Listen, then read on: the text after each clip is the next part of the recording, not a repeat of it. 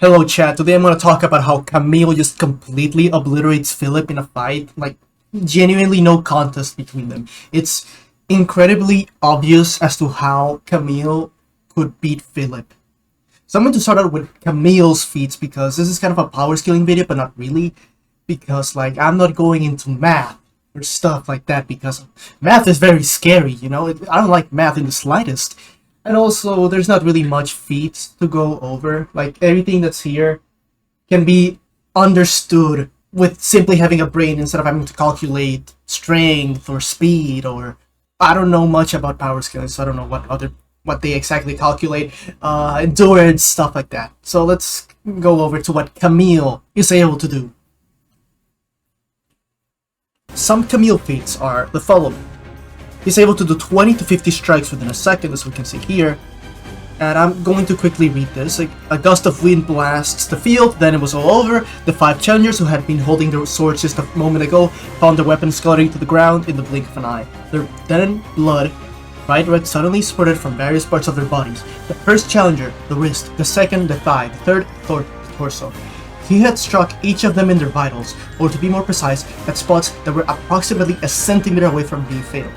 Mind you, Sigmersault, or Camille, since they're essentially the same character, is able to do this within a blink.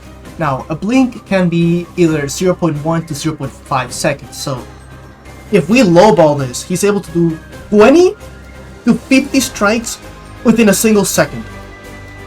So that is an insane reaction time.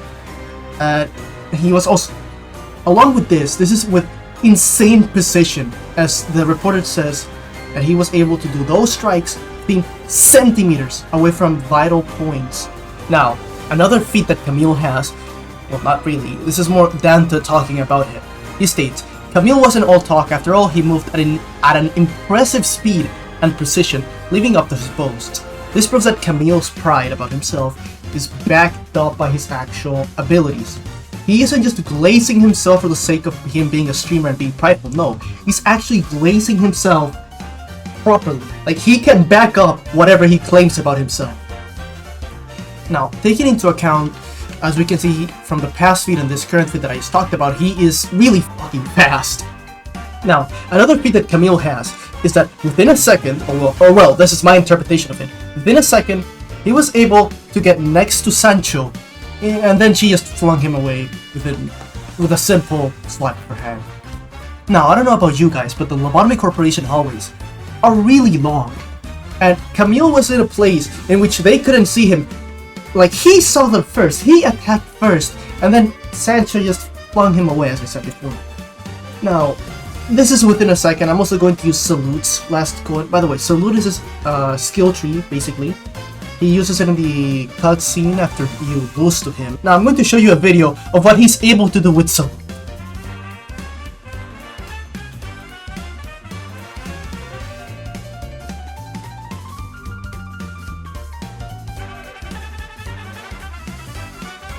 As you can see, he was able to do 5 cuts within a second on his last coin. Like, we don't even get a frame of him actually doing that. He just stays the exact same, and then just 5 cuts to Don Quixote instantly. Another feat, which I don't really like to bring up because I don't like to take into account game numbers into power scaling, since it really sucks. It's like the worst thing you can probably do, in my opinion, is that he has the highest rolling evade of the Canto, which is 19. 3 plus 13, and then an additional 3 coin power from the speed difference. This isn't in the locale of the game, but it's actually in the code. Now, he doesn't use this in game, so you would never really get to see it, but that's actually insane, having a 19 evade. Now, I doubt a lot of you have played my custom encounter Gauntlet, but in the encounter, Camille is there, and a lot of and his main, like, strength is that evade. Like, the only way to evade, to have him not trigger the evade, is with an ego. So that's a really high evade. Like, for comparison, Ricardo has an evade of 17 max, which is Swear Vengeance, but then again, he really isn't locked in, so we can't really expect much out of him. regarding this, plus, as I said before, I don't really like to take into account game numbers for power scaling, so yeah. But continuing of that, he also has the highest rolling skill in the Kanto, which is Salute, which rolls up to 32 with spit conditionals, and a 37 with his passive, which is really fucking high, taking into account the other rolls of the game. Now, I'm not going to take into account level differences because I'm talking about the actual skill itself. Another feat that Camille has, this is similar to the one about Sync or Salt and the 20 to 50 strikes within a second, is that he was able to do this against 5 armored opponents. So, with this, we can simply see how Camille has enough skill to do all that within a blink to 5 different people. And then this one's a minor feat, but he was also able to lift Don Quixote's spear, or lance, in his special clash animation with Salute. Now, another feat that Camille has is that he was featured as one of the top 10 up-and-coming new generation fixers. So along with all of these feats regarding him, he's also above the average fixer of his rank. We don't really get to know his rank, but he's section 3, and I can't really say what his grade is, since Rena is really bad about grade correlation and section. But I feel like that's being retconned in Limbo, so that's nice to know. But if I had to say what his grade is, I would say that at lowest, like bare minimum, he has to be grade 5. And at the lowest, a low grade 3 or high grade 3 fixer. So now, taking all this into account, we know that Camille is above average for the fixers of his rank, of his grade, and that he's also able to back up his insane feats that I've talked about before. He's insanely fast and has the strength to lift Don's lance with his rapier. Now, what does Philip bring to the table? What does he have in stock for Camille? Well, let's talk about him now. To start off with Philip, let's talk about his grade. He's a grade 5 bare minimum fixer. Like, he's a complete and utter bum who doesn't do anything. Like, it's stated several times that he's just there and doesn't really do much. He's just observing and taking notes calmly. Now, let's compare how Philip reacted to the library being Urban Plague. He was worried about that. He was shivering in his boots, waking in fear about this being an Urban Plague class case. Now, what does Camille think about Urban Plague class cases? 전에 내가 프리뷰로 방송한 거 기억하지? 딱 내가 예상한 대로잖아. 이 의뢰는 도시악몽급 그 이상일 거라니까? 아, 위험한 일이 생기지 않을까 걱정된다고? 난 여러분들만 있으면... Alright, he's happy, he's jolly. In fact, he was thinking it would be Urban Nightmare or above.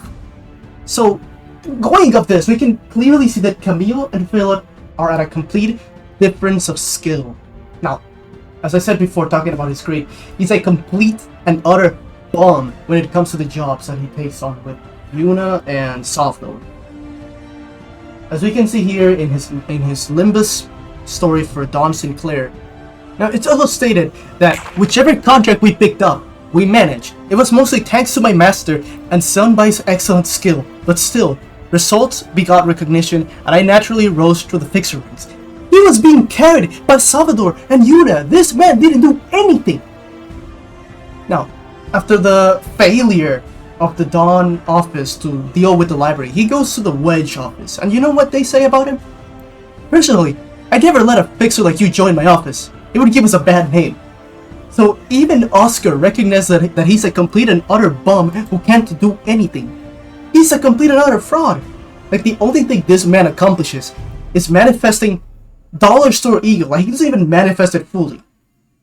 And even then, he fucking distorts after being called a cock by fucking Ronald McDonald here, as we can see. He distorts and is a little bitch, and he doesn't do anything. Now, taking into account what we know about Philip and Camille, we can see how Camille just stomps him in a fight.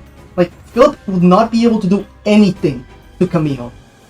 Like, even if we take into account him manifesting ego, and the passive which just spreads flames around and just sets shit on fire, Camille can just blitz him. Like, he has the speed to do that to him. He doesn't have to worry about clashing, evading. No, he uses to fucking do this, and it's over for him. Philip would not be able to do anything. Now, if we talk about actually, the crying children, Camille is cooked. So yeah, under normal conditions, Camille just beats Philip no matter what. But if we talk about this turn at Philip, I think it's over for Camille at that point. Sorry, but yeah, Philip is just a bum, and Camille stumps him really easily. No contest. I would like to do another video like this regarding Paula and Camille surviving Kanto 7. I actually did a school presentation about it, but yeah, I have to clean up the script a little bit.